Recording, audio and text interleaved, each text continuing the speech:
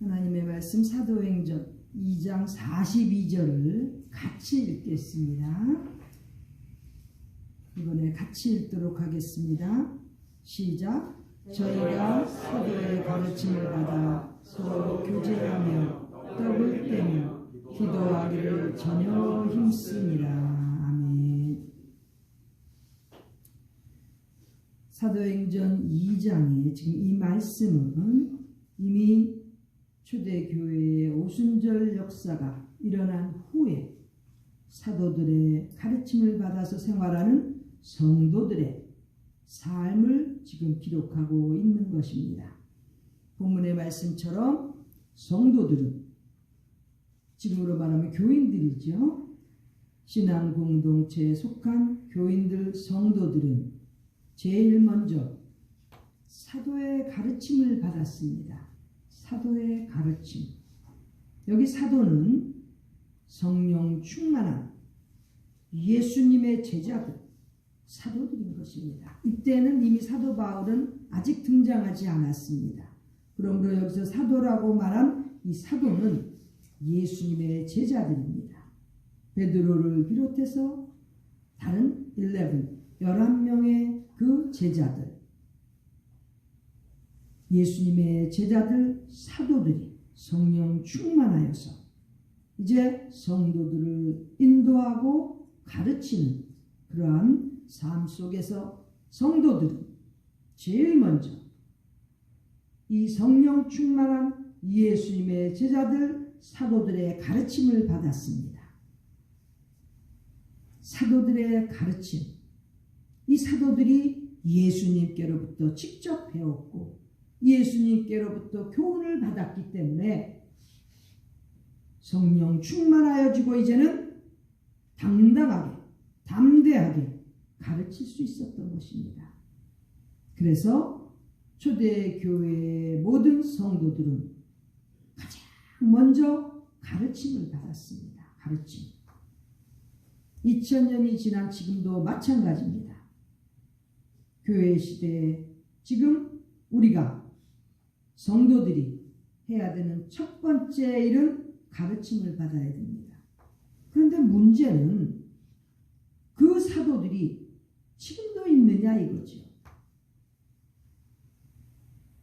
그렇다면 그 가르침을 어디서 받아야 되겠습니까? 하나님의 말씀, 예수님의 교훈을 직접 말씀을 통해서 성경을 통하여 배운 그러한 귀한 사역자들이 가르치는 것, 그 내용이 되겠습니다. 사도들의 가르침. 이 사도들이 가르칠 수 있는 것, 지금도 마찬가지입니다. 가르칠 수 있는 자격이 된다는 것은 먼저 배워야 됩니다. 배우지 않고 가르치다 보니까 이단들이 나오고 이상한 교주들이 만들어지는 거죠. 그리고 망해가는 목사들이 나오는 거죠. 왜? 배우기를 싫어했기 때문에. 특별히 배워도 하나님의 말씀, 예수 그리스도의 계시, 우리 하나님께서 주시는 귀한 교훈들, 명령들을 잘 배우고 깨닫고 사도들처럼 성령 충만하여져서 그리고 가르쳐야 되는 것입니다. 그런데 그것이 안 되니까 어디서 여기저기 철학도 따고 이상한 세상 역사도 좀 따고 이래가지고 하다 보니까 성도들의 영은 말라 비뚤어져 가는 것입니다. 사도들의 가르침, 이 시대에도 분명히 전파되어야 되고 중요한 것입니다. 성도들이 잘 분별해야 됩니다. 가르치는 사람이 과연 이 2000년 전에 초대교회를 지도했던 사도들처럼 성령 충만함을 받았는지, 기본입니다. 기본. 성령 충만함을 받고 또 배우기에 힘썼는지, 하나님의 말씀과 예수님의 교훈들을, 명령들을 잘 배웠는지 점검해 볼 수 있어야 되는 거예요. 그런 것이 분별이 안 되니까 이상한 가르침 속에서 뛰어놀고 그러다 보니까 이단으로 끌려가는지도 모르고 끌려가는 거지. 예수님께서 이 땅을 떠나셨지만 가셔서 보내주신 보혜사 성령님께서 우리와 함께 계시는데 당연히 하나님의 말씀과 예수 그리스도의 교훈을 배우고 가르칠 수 있는 자들이 지금 필요한 것입니다. 이렇게 사도들의 가르침을 받으면서 초대교회 성도들은 신앙생활을 했던 것입니다. 그 다음 두 번째, 초대교회 성도들은 서로 교제했다고 되어 있습니다. 교제. 굉장히 중요한 것입니다. 그런데 이 교제가 잘못돼서 타락으로 가면 문제지요. 그렇게 되면 멸망의 길로 가는 거죠. 여기에서 말하는 교제는 하나님 중심, 성경 중심으로 성령님의 인도하심을 받는 사람들의 교제를 말하는 것입니다. 교제로 말미암아 우리의 잘못됐던 그러한 영적인 부분들이나 혹시 마음의 상태들이 교제를 통해서 발전되어지고 고쳐지는 거예요. 그래서 교제가 필요한 것입니다. 또 힘들고 어려운 삶을 살면서 낙담하고 어떤 경우에는 정말 목숨까지 버리려는 사람들이 얼마나 많습니까? 그런 사람들에게 교제를 통해서, 교제라는 훌륭한 도구를 통해서 위로할 수 있고 그들에게 생명의 그 소망을 불러일으켜 줄 수 있는 것이 바로 교제라는 것입니다. 초대교회 성도들은 핍박과 환난 속에서도 기쁘게 생활할 수 있었습니다. 왜? 바로 이러한 성도 간의 교제 때문에. 이러한 성도들의 교제로 말미암아 영혼이 살아나고 말씀 속에서 깨우쳐가는 그러한 현실적으로 행함을 갖추어갈 수 있는 힘을 얻었던 것입니다. 위로하고 또 간증을 통해서 서로 몰랐던 내용들을 은혜받고 변해가는 체험을 할 수 있었던 것이죠. 간증을 통해서 저 사람들도 저렇게 어려운 가운데 하나님의 역사하심을 체험했구나 배우는 거예요. 나는 교만하게 살았구나. 나밖에 모르고 살았구나. 간증을 들으면서 변화되어야 되는 거죠. 앞으로 남은 생에는 겸손하게 살면서 변화가 일어난 삶의 열매를 보여줄 수 있는 그러한 성도가 되어야 되겠구나. 교제를 통해서 일어나는 교훈인 것입니다. 교제 너무나 중요합니다. 며칠 전에도 밤중 늦게까지 있으면서 몇몇이 교제를 하는 가운데 간증을 통해서 몰랐던 내용들이 가슴에 팍팍 뭉클하게 다가오는 거예요. 왜? 어려운 사연들, 어려운 그런 과거들이 없는 사람들이 없지 않습니까? 그러한 것들을 통해서 교훈을 얻는 거예요. 그리고 과거에 힘들었던 것들을 생각해 볼 때 지금 얼마나 감사합니까? 감사가 터져 나와야 되는데 교제를 통해서 나타날 수 있는 것입니다. 이러한 성도들의 삶이 순간순간마다 이루어져 가야 참다운 신앙생활인 것입니다. 그 다음 세 번째는 떡을 뗍니다. 육신의 양식을 서로 나누는 것입니다. 꼭 필요합니다. 예수님께서도 사역하시는 곳곳마다 음식을 제공하여 주셨습니다. 한글로는 떡이라고 되어 있지만 영어로는 브레드, 빵이에요. 음식이라는 소리지요. 음식을 나누면서 서로에게 힘이 될 수 있는 그러한 귀한 시간들을, 행복한 시간들을 가질 수 있는 것입니다. 한국 사람들은 금강산도 식구경이라고 그러죠. 그 정도 차원이 아니고 여기서 떡을 뗀다는 것은 삶을 나누는 거예요.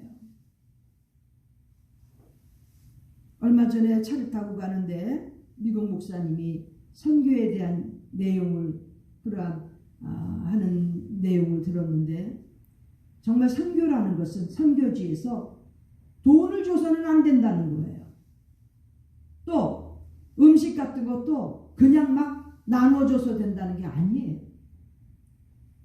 어떻게 하느냐? 같이 빵 하나를 줄 게 아니라 빵 하나라도 쪼개서 나누어야 진정한 선교가 이루어진다는 거예요.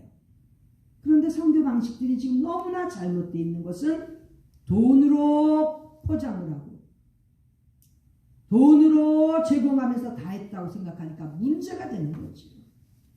선교지에 있는 사람들은 선교사나 후원 단체를 통해서 돈과 물질적인 도움 이것만 보게 되는 거예요. 그렇게 만들어 가니까 진정으로 복음을 전하고 그리스도의 삶을 나눌 그런 선교사들의 길이 막히는 거예요. 배고픈 사람들에게는 빵을 그냥 주는 것이 아니라 나누어서 먹으면서 같이 그렇게 선교를 해야 된다는 거예요. 전 큰 도전을 받았습니다. 우리가 그저 얼마 만들어주고 아니면 물건을 보내주고 그러면 되는 줄 알았죠? 그게 선교인 줄 알았죠? No. 그거는 그저 구제의 차원입니다. 그러나 복음을 전해야 되는 진정한 선교는 나누어야 되는 거죠. 떡을 떼는 거죠. 여기 breaking bread라고 되어 있어요. 얼마나 표현이 잘 되어 있습니까? 빵을 쪼개야 된다는 거죠. 이게 삶을 나누는 성도들의 신앙생활인 것입니다. 우리는 오늘 개교 16주년이라는 Sweet 60 Year Anniversary를 합니다. 얼마나 감사합니까? 벌써 전에 각비 면제로 학교가 16년을 이렇게 지내오면서도 풍성함을 누리고 어떻게 하면 더 나눌 수 있을까 생각하는 그러한 이제 위치에 왔습니다. 얼마나 감사합니까? 너무너무 감사한 거예요. 이러한 가운데 우리에게 큰 이번에 교훈은 그저 돈도 물질도 막 나누어 주는 것 그게 아니고 삶을 같이 해야 하는 것 그것이 진정한 우리 그리스도인들의 신앙생활인 것을 지금 초대교회의 말씀들을 통해서 보여주시는 것입니다. 우리는 얼마나 그동안 떡을 떼었습니까? 지금도 저기 이렇게 예쁜 그리고 풍성한 식사들이 준비되어 있는데 또 우리가 떡을 나누고 음식을 같이 나누죠. 귀한 삶을 또 나눕니다. 아름다운 교제 시간을 통해서 서로에게 힘이 되고 또 이렇게 육신의 영양분까지도 나누고 공급을 받으면서 우리는 또 우리가 해야 될 일들을 하나님 앞에서 어떻게 살아가야 될지 사명을 감당할 수 있는 사람들로 더욱더 성장해 가는 것입니다. 초대교회 성도들은 바로 이렇게 삶을 누렸습니다. 누구의 가르침을 받아서? 사도들의 가르침을 받아서. 그리고 그 사도들은 이미 성령 충만하심을 체험한 그러한 사도들이 되어서 지금 이렇게 신앙생활을 인도하고 있는 것입니다. 성령의 충만하심은커녕 성령의 인도하심은커녕 그런 거와는 관계도 없이 관심도 없는 그러한 싹군들이 지금 너무 많은 시대입니다. 그렇기 때문에 성도들은 교인들은 잘 분별해야 되는 것입니다. 그 다음 마지막으로 기도하기에 힘을 썼습니다. 성도들의 삶은 늘 기도 생활입니다. 육신적으로 성도들끼리 인간적인 교제가 있고 또 인간적으로 떡을 나누었는데 기도는 하나님과의 교제입니다. 육신적으로 삶을 나누고 이제 모두 다 하나님 앞에 교제하는 우리 하나님과 교제하는 기도 시간에 전념해야 되는 것입니다. 여기 지금 이 본문은 사실은 성도가 전혀 힘쓰니라입니다. 전혀 힘쓴다는 건 전적으로 여기 전혀는 전적으로입니다. 즉 성도들이 전적으로 힘을 썼는데 초대교회 성도들은 어디에 힘을 썼느냐? 사도의 가르침, 서로 교제하는 것, 떡을 떼는 것, 그리고 기도하는 것에 전적으로 힘을 썼다는 그 내용인 것입니다. 이렇게 초대교회 성도들이 힘들고 어려운 2000년 전에 그러한 시대 속에서도 이렇게 성도의 생활을 신앙생활을 지켜갔는데 지금 우리는 이들보다도 더욱더 성령 충만하여서 귀한 사도들의 가르침을 받고 교제에 힘쓰면서 서로 영적인 그러한 성장을 가져올 수 있게 되고 또 육적으로도 떡을 떼면서 강건해지는 이러한 삶 속에서 기도를 더욱더 힘쓰는 성도들이 다 되어야 되겠습니다. 이렇게 살아나가야 되는 신앙생활. 특별히 거기 46절에 보면 2장 46절입니다. 사도행전 2장 46절에 보면 날마다 마음을 같이하여 성전에 모이기를 힘쓰고 집에서 떡을 떼며 기쁨과 순전한 마음으로 음식을 먹었다고 되어 있습니다. 얼마나 귀한 삶입니까? 우리 지금 이렇게 지내고 있습니까? 교회들이, 성도들이 날마다 마음을 같이해서 성전에 모입니까? 팬데믹이라는 이상한 이러한 전염병들을 퍼뜨려서 이것 때문에 성도들의 삶을, 신앙생활을 막아가고 있는데, 과연 그 어려운 역경 가운데서도 날마다 성전에 모이기를 힘썼던 그러한 초대교회 성도들을 보면 부끄럽지 않을까요?